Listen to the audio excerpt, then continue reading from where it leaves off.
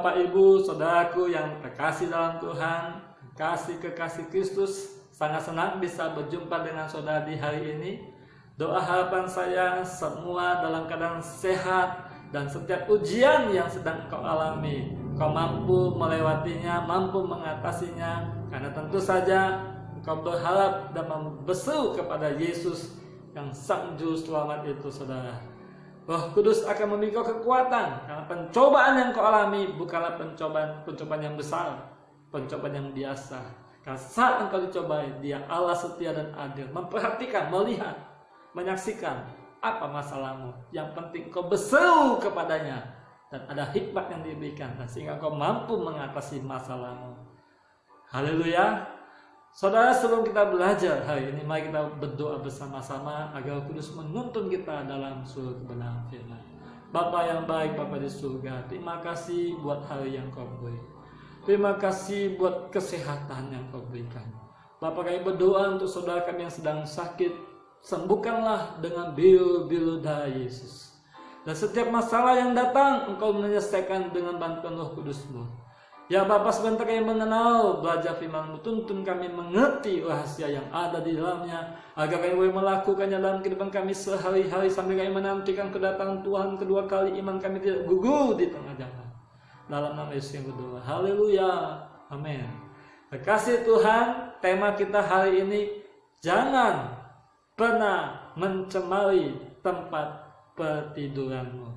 Khususnya untuk engkau yang hari ini sudah menikah, baik engkau pasangan muda maupun engkau pasangan yang sudah tua, lanjut usia, tetaplah menghormati perkawinanmu.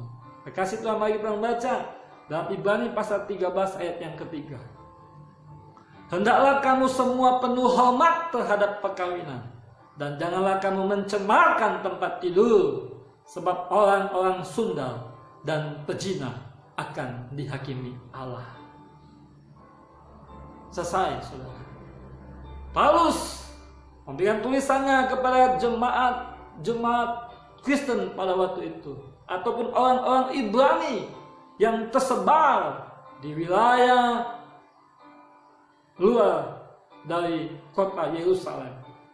Orang-orang Ibrani ini membangun persekutuan-persekutuan di tengah-tengah lingkungan mereka. Mereka membangun rumah-rumah persekutuan, doa bersama dan ibadah bersama.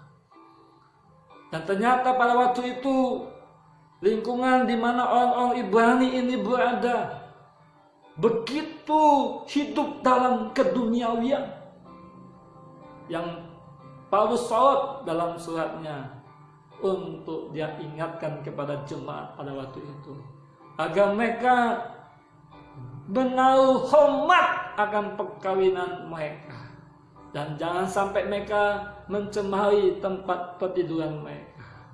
Mengapa? Karena hari itu ada yang dilihat. Orang-orang pada zaman itu hidup dalam keduniawian. Mereka hidup dalam perzinahan, hidup dalam pesundalan, kenajisan, ketidakkudusan merebak. Dan ternyata persoalannya, saudara, hal yang sama. Bukan saja zamannya Rasul Paulus dan orang-orang Kristen pada mula-mula 2000 tahun yang lalu. Zaman hari ini pun, saudara, ternyata juga sama. Setan dengan tipu muslihatnya memakai dengan cara yang sama untuk menjatuhkan anak-anak Tuhan supaya mereka hidup bersama dengan setan dalam penghakiman Allah surgawi. Setan tawarkan ada kenikmatan dunia, surga dunia, orang berkata. Seks, perzinahan, pesundalan. Bukan saja zaman old, tapi zaman now juga ada. Kasih Tuhan, di mana ada penyembahan berhala, disitulah tempatnya perzinahan. Disitulah tempatnya pencabulan. Disitulah tempatnya orang bersundal. Mari kita mesti sadar.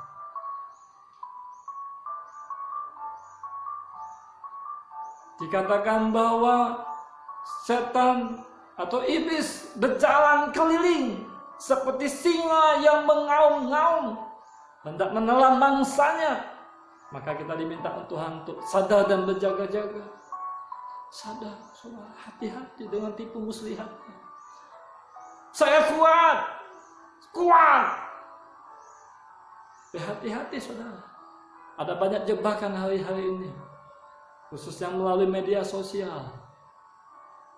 Belum lama ini, kekasih Tuhan, ketika saya memposting YouTube atau memposting juga ke Facebook, belajar firman bersama, ada seorang wanita yang lalu masuk ke messenger saya. Dan saya melihat bahkannya, ya ampun Tuhan, dengan begitu pakaian seksinya. Saya langsung saya balas, saya berkata, maaf. Sebagai anak Tuhan, saya harus menasihati kamu. Lebih baik foto yang kamu punya di profilmu diganti saja.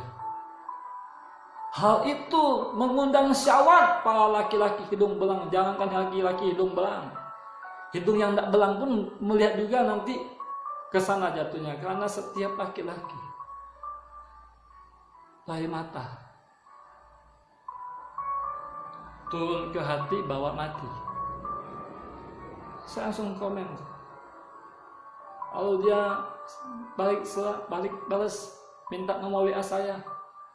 Saya bilang, kalau kamu tidak ganti, tidak mau saya kasih. Dan lalu dia tanya lagi, akhirnya saya blokir, saudara. Saya stop. Nah, media sosial hari ini, lewat Facebook, lewat YouTube, setan bisa pakai untuk menjatuhkan anak-anak Tuhan dalam buah pezinahan. Ibrani dikatakan apa? Janganlah kamu mencemarkan tempat tidurmu. Berzina di tempat tidur. Berzina ada dua. Berzina secara fisik, badan ketemu badan. Tapi ada juga berzina dalam pikiran, imajinasi, saudara. Tuhan katakan dalam Matius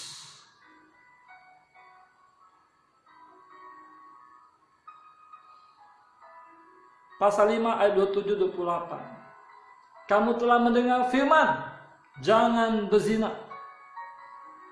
Tetapi aku berkata kepadamu, setiap orang yang memandang perempuan serta menginginkannya sudah berzina dengan dia di dalam hatinya. Kasih Tuhan. Tuhan Yesus mengatakan, perzinahan bukan saja berzina dalam bentuk fisik, tapi berzina dalam hati.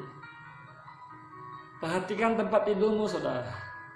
Wahai kaum Adam, wahai kaum Hawa, ketika engkau tidur di malam hari bersama pasanganmu, apa yang sedang kau pikirkan di sana?